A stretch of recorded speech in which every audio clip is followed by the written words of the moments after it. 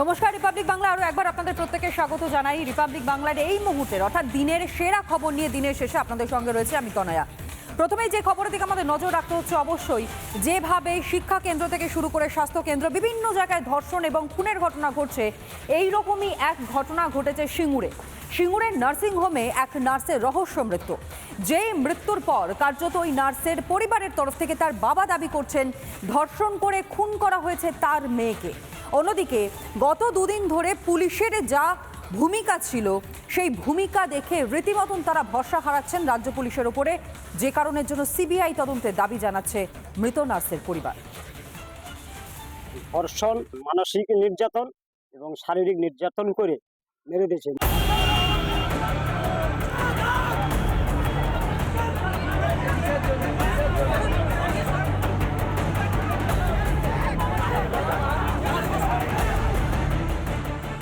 সিঙ্গুরে নার্সের রহস্য মৃত্যু ঘিরে তোলপাড় গোটা রাজ্য।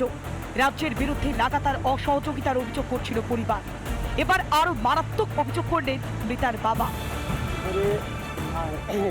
ধর্ষণ এবং মানসিক নির্যাতন এবং শারীরিক নির্যাতন করে মেরে দিয়েছে। শুধুমাত্র খুন নয়, কর্মস্থলে ধর্ষণ করে খুন করা হয়েছে মেয়েটিকে। তারপর প্রমাণ লোপাটো করা হয়েছে বলে দাবি করলেন মৃতার বাবা।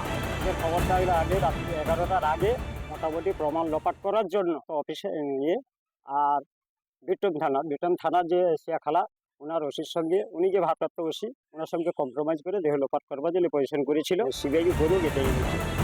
কর্মক্ষেত্রে একের পর এক মহিলার মৃত্যুর ঘটনায় রাজ্য পুলিশের ওপর আস্থা হারাচ্ছে সাধারণ মানুষ। তার বাড়ির লোককে না ডেকে পুলিশ তড়িঘড়ি তাদের কাস্টডিতে নিয়ে যাচ্ছে।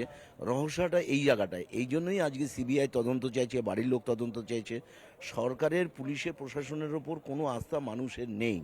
এ বাংলায় মহিলাদের জন্য যে নির্যাতন, ধর্ষণ, খুন এক ভয়াবহ আকার ধারণ করেছে, তথ্য প্রমাণ ধামাচাপা দেওয়ার জন্য প্রতিটি ক্ষেত্রে রাজ্য সরকারের যে প্রয়াস, সেটাও আজকে প্রকাশ্য। বাংলার সরকার তার মহিলা মুখ্যমন্ত্রী হওয়া সত্ত্বেও সর্বত্র তথ্য ধামাচাপা দেওয়ার এক নোংরা রাজনীতি চলছে।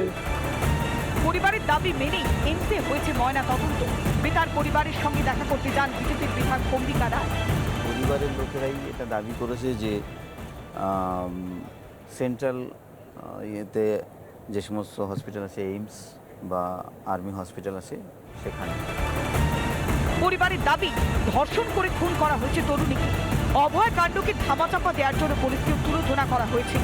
তাই কি এবার একটু বেশি সাবধানী মমতার পুলিশ? কিন্তু কর্মস্থলে মহিলাদের নিরাপত্তার বিষয়টি এখনো অধরাই থেকে গিয়েছে। রিপাবলিক বাংলা। রাজ্যের ভোটার তালিকায় ভূতের ভিড়। মৃত্যুর পরও এখনো পর্যন্ত ভোটার তালিকায় নাম জলজল করছে। আর এদিকে এসআইআর এর বিরোধিতা করছে তৃণমূল কংগ্রেস। তাহলে কি এই গোটা 15টা বছর শুধুমাত্র এই ভোটার, যারা ভুয়ো ভোটার বা ভুতুরে ভোটার, তাদের ভরসাতেই মসনদে রয়েছেন মমতা বন্দ্যোপাধ্যায়?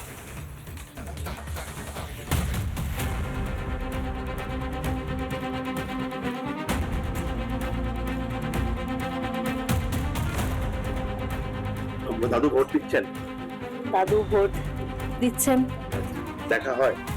দেখা হয় ফিল করতে পারি। হয়তো উনি ভোট দিয়ে যান, কিন্তু সময় মতো যাওয়া হয় না বলে দেখা হয় না নাকি? হতে পারে, টাইমিং ম্যাচ হয় না। হতে পারে, সেটা হতে পারে। पूरा घेराव होगा, पूरा आंदोलन होगा, हम नाम काटने नहीं देंगे। বাংলার একটা মানুষের যদি ভোটাধিকার কাড়ে, তাহলে 1 লক্ষ মানুষ নিয়ে নির্বাচন কমিশন ঘিরব। কাদের জন্য সুর চড়াচ্ছেন তৃণমূলের শীর্ষ নেতৃত্ব? কাদের নাম ভোটার তালিকায় রাখতে চায় ঘাসফুল শিবির? অনেকেই তো এখন ভূত। রাজ্য জুড়ে এমনই ভুতুরে ভোটারের রমরমা। আপনার ভাই কবে মারা গেছে? 2021 2021 মারা গেছে। তো এখনো তো আপনার ভাইয়ের ভোটার লিস্টে নাম, আপনি ফর্ম ফিল আপ করে জমা দিয়েছেন, কিন্তু এখনো পর্যন্ত নাম বাদ যায়নি। ভুয়ো ভোটারের এই ছবি পশ্চিম বর্ধমানের দুর্গাপুরে শিল্প শহরের একই বুথে 25 জন মৃত ভোটারের খোঁজ মিলেছে। বিজেপির দাবি এই সংখ্যা 70 ছাড়াতে পারে। এই ছবি পাশের জেলা পুরুলিয়াতেও। পুরুলিয়া শহরের একটি মাত্র ওয়ার্ডে শতাধিক মৃত ভোটারের হদিশ। এক জীবিত ব্যক্তির নাম বাদ দেওয়া হয়েছে বলেও অভিযোগ। কমিশনার প্রদীপ দাগা তিনি আমাকে বললেন তোর ভোটার লিস্টার থেকে নাম ডিলিট করে দিয়েছে। অ্যাপ্লাই করে সেবারে আমি আবার 15 দিন পরে যেন জানতে পারি ওটাও ডিলিট হয়ে গেছে। প্রকৃত ভোটারের নাম তুলতে হয়রানি, আবার মৃত ব্যক্তির নাম বাদ দিতেও বিলম্ব। পুরুলিয়ার ভোটার লিস্ট নিয়ে নানান ধন্দ। কাউন্সিলরকে বললাম যে এটা মারা গেছে, কিন্তু ডেথ সার্টিফিকেটগুলো তো পৌরসভা থেকে দেয়, আপনার যদি কালেকশন করে যা কোনো মতে নাম যাইনি, তো যার জন্য আমি কাউন্সিলরকে দিলাম কি এদের নামগুলো যেটা কেটে যাবে। তৃণমূলের অবস্থান অত্যন্ত স্পষ্ট এবং এ ব্যাপারে তৃণমূলের বিষয়টা প্রত্যেকের একটা মানবিক মুখ নিয়ে দেখা উচিত। তৃণমূল বলছে যে মারা গেছে তো কি হয়েছে, যে মারা গেছে সেও তো মানুষ ছিল, সেও তো কারোর কাকু ছিল, সেও তো কারোর স্বামী ছিল, সেও তো কারোর বাবা ছিল। তা আমরা কি তার জন্য এইটুকুনি করতে পারি না, তার নামটা একটু ভোটার লিস্টে রাখতে পারি না? এটা তৃণমূলের অবস্থান, এটা তো অন্যায় কিছু না। রাজ্যে ভোটার তালিকা নিয়ে কি ছেলে খেলা হচ্ছে? এই সব ভুতুরে ভোটারদের ভরসাতেই কি ক্ষমতায় মমতা? ভূতের ভোটে কি বারবার জিতছেন মমতা? তাই কি ভোটার তালিকা সংশোধনের নাম শুনলেই তৃণমূলের হাঁটু কাঁপে? রিপাবলিক বাংলা। ভোটার তালিকায় ভুরি ভুরি বাংলাদেশের খোঁজ পাওয়া যাচ্ছে। এই যেমন দেগঙ্গায় যেভাবে কারচুপি হয়েছে, অবশেষে তৃণমূলের পঞ্চায়েত সদস্য তিনি স্বীকারও করে নিলেন সেই ঘটনার। অন্যদিকে সীমান্ত পেরিয়ে মুর্শিদাবাদে আসবার পর বাংলাদেশিকে গ্রেফতার করা হয়, যা নিয়ে কার্যত বিজেপির নিশানায় বাম তৃণমূল।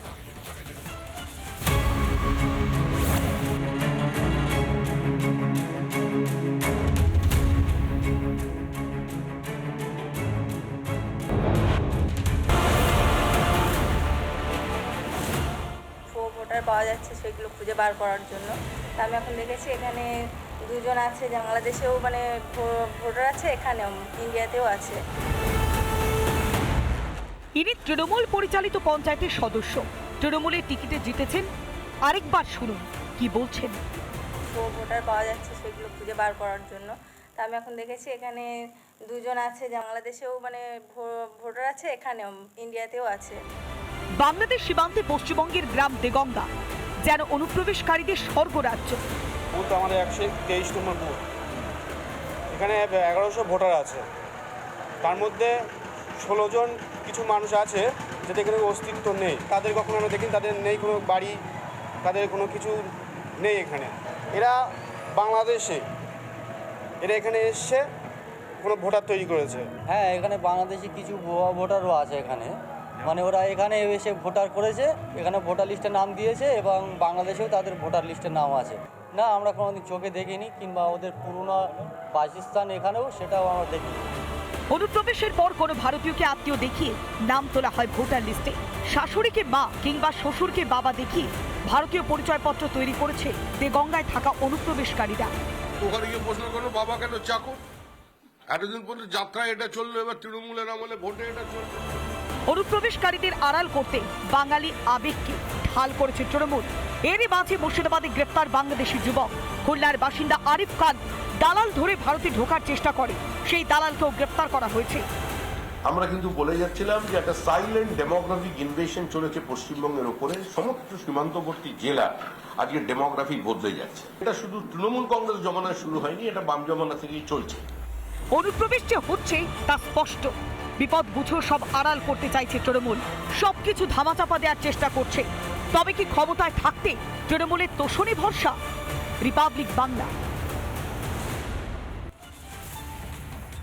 সনাতনীদের জাগরণে তৃণমূলের বিসর্জন হবে। সনাতনীরা জেগে উঠেছেন, রাজ্যে আইন শৃঙ্খলা বলে কিচ্ছু নেই, এমনটাই দাবি করতে শোনা গেল মহাগুরু মিঠুন চক্রবর্তীকে। রাজ্যে কোনো আইন শৃঙ্খলা নেই, আমি পরিষ্কার ভাষায় বলছি, সনাতনী জেগেছে।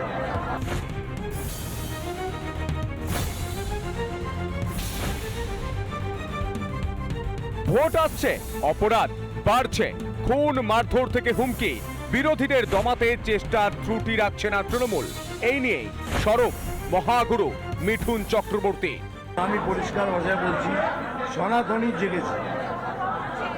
আর আপনিও সনাতনী, আমিও সনাতনী, সবাই সনাতনী। সনাতনী জেগেছে। আর যদি সব সনাতনী ভোট করে তাহলে তৃণমূলের বিসর্জন হবে। রাজ্যে কোনো আইন শৃঙ্খলা নেই, তা নাহলে এসব হতে পারে না। এটাই তার একমাত্র লক্ষ্য। আইন শৃঙ্খলা যদি তাকে এসব শুনবেন না, এসব নিউজও আসবে না। ক্ষমতায় থেকে দুর্নীতি, ক্ষমতায় থাকতে কারচুপি, এটাই তৃণমূলের নীতি। গদি বাঁচাতে তোষণের সব সীমা ছাপিয়ে গিয়েছেন মমতা। কিন্তু বর্তমান বাংলায় সনাতনের জাগরণ হয়েছে, এতে তৃণমূলের বিসর্জন হবে বলে দাবি বিজেপি নেতা মিঠুন চক্রবর্তীর। আমি তো বলছি এসআইআর শুরু হতে দিন, আপনার 24,000 25,000, আমার হিসাবে মোর দ্যান 1.5 crore ভোটও বয়ার পড়বে। আর ভূতেরাও ভোট দিচ্ছে, সে কোনো জানতে পারে না। ভূতেরাও ভোট দিচ্ছে, যারা মারা গেছে তাদের সংখ্যা কম হবে না। বছর ঘুরলেই বিধানসভা ভোট, মুখ্যমন্ত্রী হওয়ার লড়াই, সব পক্ষ কোমর কষে ময়দানে নেমেছে। শনিবার হুগলির শ্রীরামপুর কর্মী সভা করলেন বিজেপির জাতীয় নেতা মিঠুন চক্রবর্তী। তারপর তৃণমূলকে কড়া হুঁশিয়ারি দেন তিনি। রিপাবলিক বাংলা। কেষ্টপুরের দুর্ঘটনার মূলত কারণ ছিল চূড়ান্ত গাড়ির গতি। যেই দুর্ঘটনাগ্রস্ত গাড়ি কার্যত সজোরে এসে ধাক্কা মারে রাইডারকে এবং তাতেই প্রাণ চলে যায়। যদিও প্রথমের দিকে এমনটা ধারণা দেওয়া হচ্ছিল যে যান্ত্রিক ত্রুটির কারণেই নাকি এই ভয়াবহ দুর্ঘটনা ঘটেছে, যদিও তদন্তের পর বিধাননগর পুলিশ একেবারে স্পষ্ট করে দেয় যে কোনো যান্ত্রিক ত্রুটি নয়, বরং গতি ছিল অত্যধিক, যে কারণের জন্য এই দুর্ঘটনা। আর এখানেই সাধারণ মানুষ প্রশ্ন তুলছেন যে তাহলে লাইসেন্স কাদের হাতে তুলে দেওয়া হচ্ছে?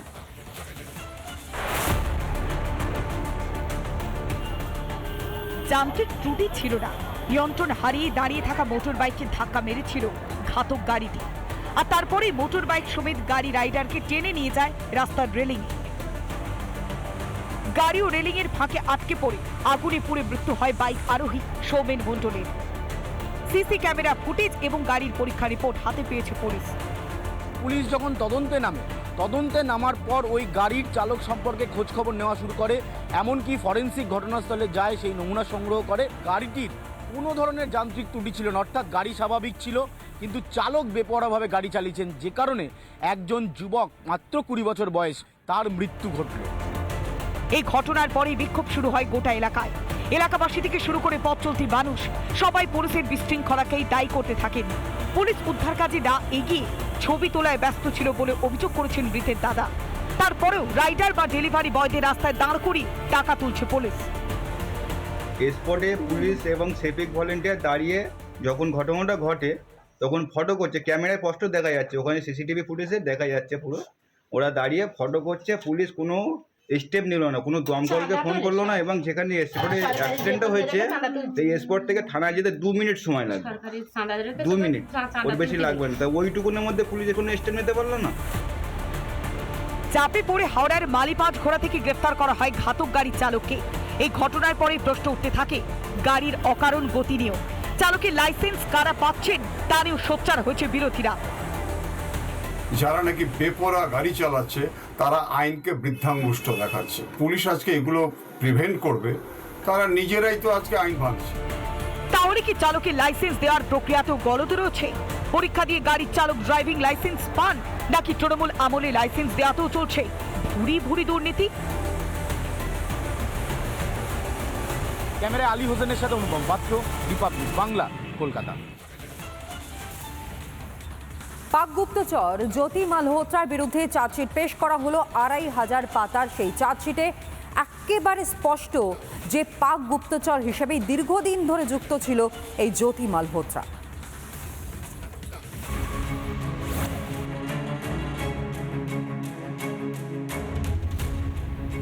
পেহেলগাঁও হামলার পরই পুলিশের স্ক্যানারে উঠে আসে জ্যোতি মালহোত্রার নাম। আদতে পেশায় ট্রাভেল ব্লগার হলেও আসল কাজ পাক চরবৃত্তি। গ্রেফতার হয় সে। 3 মাস পর পেশ চার্জশিট। বলা হয়েছে আইএসআই এজেন্ট শাকির, হাসান আলী, নাসির ধিলেনের সঙ্গেও যোগাযোগ রাখত জ্যোতি। ট্রাভেল উইথ জো নামে ইউটিউব চ্যানেলে ট্রাভেল ব্লগ করত জ্যোতি রানী। সেই ভিডিও করতে বার দুয়েক পাকিস্তানে গেছিল সে। শুধু কি ট্রাভেল ব্লগ, নাকি ট্রাভেল ব্লগের আড়ালে চলত ভারতের নিরাপত্তা সংক্রান্ত গোপন তথ্য আদান প্রদানের কারবার? শুধু ঘুরে বেড়ানো বা ট্রাভেল ব্লগ নয়, ট্রাভেল ব্লগের পেছনে যে ষড়যন্ত্রটা সেটা মারাত্মক। দেখা যাক সেটা কতটুকু কি প্রকাশিত হয়। দেশের অন্যান্য প্রান্ত শুধু নয়, কলকাতাতেও বার কয়েক এসেছে জ্যোতি। সেনা ছাউনির মতো গুরুত্বপূর্ণ জায়গায় ছবি তুলেছে, ভিডিও করেছে। কেন, কি মোটিভ ছিল তার? হয় যদি জ্যোতি মালহোত্রা কলকাতায় এসে ঘুরেছেন মানে উনি ব্যক্তিগতভাবে কিছু লোকজনের সঙ্গে কথা বলেছেন, সেটা বেশি গুরুত্বপূর্ণ আমার মনে হয়। জাতীয় নিরাপত্তা নিয়ে ব্যবসা, শত্রু দেশের হয়ে গুপ্তচর বৃত্তি, ট্রাভেল ব্লগের আড়ালে দেশের গুরুত্বপূর্ণ তথ্য পাচার। এরকম কত তথ্য পাচার করেছে জ্যোতি, খোঁজ এখনো চালাচ্ছে তদন্তকারীরা। আমার আপনার মাঝে এরকম আরও জ্যোতি লুকিয়ে নেই তো? রিপাবলিক বাংলা। একদিকে মেঘভাঙা বৃষ্টি এবং সেই মেঘভাঙা বৃষ্টিতেই সিআইএসএফ জওয়ান সহ 60 জন, তাদের প্রাণ শুধু চলে যাওয়া তা নয়, কিশোরগঞ্জের যে ঘটনা, সেই ঘটনায় প্রত্যেকটা মুহূর্তের দিকে নজর রয়েছে কেন্দ্রীয় মন্ত্রী থেকে শুরু করে প্রধানমন্ত্রী নরেন্দ্র মোদীর। এমনকি আজ ঘটনাস্থল পরিদর্শনে গিয়েছিলেন মুখ্যমন্ত্রী ওমর আবদুল্লাহ।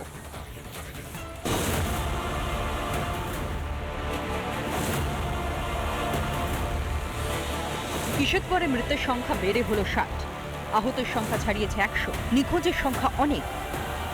উত্তরকাশীর পর কাশ্মীরের এই জেলাও প্রকৃতির তাণ্ডবে বিধ্বস্ত। দেবভূমির পর এবার ভয়ঙ্কর চেহারা ভূস্বর্গে। পাহাড়ের ঢাল বেয়ে জলকাদা পাথরের স্রোতে আজ ছিন্ন ভিন্ন কিশোরগঞ্জ। মেঘভাঙা বৃষ্টির জেরে প্রায় 4.5 ফুট উঁচু হয়ে ধেয়ে আসা হরপাবানে ভেসে চিশতি গ্রাম। এখন দুর্যোগের কবলে পড়া এই গ্রামকেই উদ্ধারের চেষ্টায় সেনা, পুলিশ, এনডিআরএফ ও এসডিআরএফ। हालत तो ख़राब ही है, कई सारी कीमती जानें हम गंवा चुके हैं, बहुत से लोग अभी लापता हैं, तो उसी से आपको अंदाज़ा होता है कि कितने मुश्किल हालात हैं। और हमारी मुकम्मल अभी कोशिश है कि जितना हो सके रेस्क्यू का काम हम कर लेंगे। কিশোরগঞ্জের পরিস্থিতি জানতে শুক্রবারই ওমর আবদুল্লার সঙ্গে ফোনে কথা হয় প্রধানমন্ত্রী নরেন্দ্র মোদী। কথা বলেন স্বরাষ্ট্রমন্ত্রী অমিত শাহ। তারপরেই আরও তৎপরতার সঙ্গে শুরু হয় উদ্ধার কাজ। শনিবার ঘটনাস্থলে যান মুখ্যমন্ত্রী স্বয়ং। স্থানীয় সূত্রের খবর, প্রায় 200 মানুষ এখনও নিখোঁজ। রিপাবলিক বাংলা।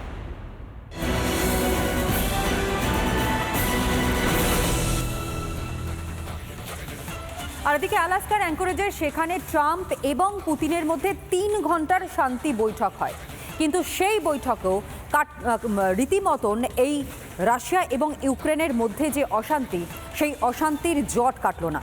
যদিও গোটা বিশ্ব তথা ভারতবর্ষ তাকিয়েছিল এই বৈঠকের দিকে, যে সেখান থেকে কোনো রকমের কোনো সমাধান সূত্র যদি বেরিয়ে আসে। অন্যদিকে এই বৈঠক ইতিবাচক বলেই বলতে শোনা গিয়েছে আমেরিকার প্রেসিডেন্ট ডোনাল্ড ট্রাম্পকে।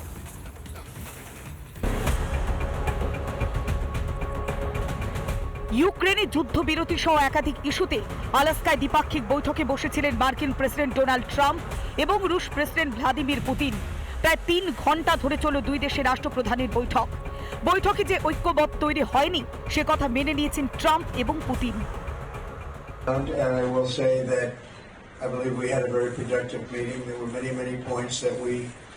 বৈঠক ফলপ্রসূ হয়েছে, নির্দিষ্ট লক্ষ্যের দিকে এগোনো হচ্ছে। ইউক্রেনের রাষ্ট্রপতি ও ন্যাটো জোট সদস্যদের সঙ্গে এই বিষয়ে ফোনে কথা হবে, আলোচনা চলবে। সকলকে চূড়ান্ত সিদ্ধান্তে পৌঁছতে হবে। তবে আলোচনার সূত্র ধরে এগিয়ে যাওয়ার সম্ভাবনা রয়েছে বলেই দাবি করেছেন ট্রাম্প। ট্রাম্পের স্পষ্ট বার্তা, এই বৈঠকেই স্থায়ী বা চূড়ান্ত সমাধান সম্ভব নয়। দ্বিতীয় বৈঠকের প্রয়োজনীয়তা রয়েছে, সেটি হবে আসল গুরুত্বপূর্ণ বৈঠক। ট্রাম্পের এই দাবি মেনে নিয়েছেন রুশ প্রেসিডেন্ট ভ্লাদিমির পুতিন। পুতিনের দাবি, পরের বৈঠক হতে পারে মস্কোয়। সংঘর্ষ থেকে বৈঠকে যাওয়ার সময় হয়েছে। রাশিয়া ইউক্রেন যুদ্ধ বন্ধ করে স্থায়ী সমাধানের জন্য সংঘাতের মূল কারণগুলিকে শেষ করতে হবে। যুদ্ধ বন্ধ করার জন্য মধ্যস্থতাকারী হিসেবে বিশেষ ভূমিকা নেওয়ার জন্য মার্কিন প্রেসিডেন্টকে ধন্যবাদ জানিয়েছেন পুতিন। আমেরিকা ও রাশিয়া সমুদ্র দ্বারা বিভক্ত হলেও প্রতিবেশী। রাশিয়ার অংশই ছিল আলাস্কা। দুই দেশের ঐতিহ্যগত মিল পরস্পরকে সহযোগিতা করবে। বৈঠকের দিকে নজর ছিল ভারতেরও। এক বিবৃতিতে ভারতের বিদেশ মন্ত্রকের তরফে বলা হয়েছে, আলাস্কার বৈঠককে স্বাগত জানাচ্ছে ভারত। শান্তির সন্ধানে তাদের নেতৃত্ব অত্যন্তই প্রশংসনীয়। রাশিয়া ইউক্রেন দ্বন্দ্বে কূটনীতির গুরুত্বের কথা তুলে ধরেছে নয়াদিল্লি। তবে এই বৈঠকের ফলাফল যুক্তরাষ্ট্র এবং রাশিয়ার জন্য কে অর্থ বহন করে এবং ইউক্রেন যুদ্ধের পরবর্তী ধাপ কি হতে পারে সেটিও বিশ্লেষণ করেছেন দুই রাষ্ট্রপ্রধান। রিপাবলিক বাংলা।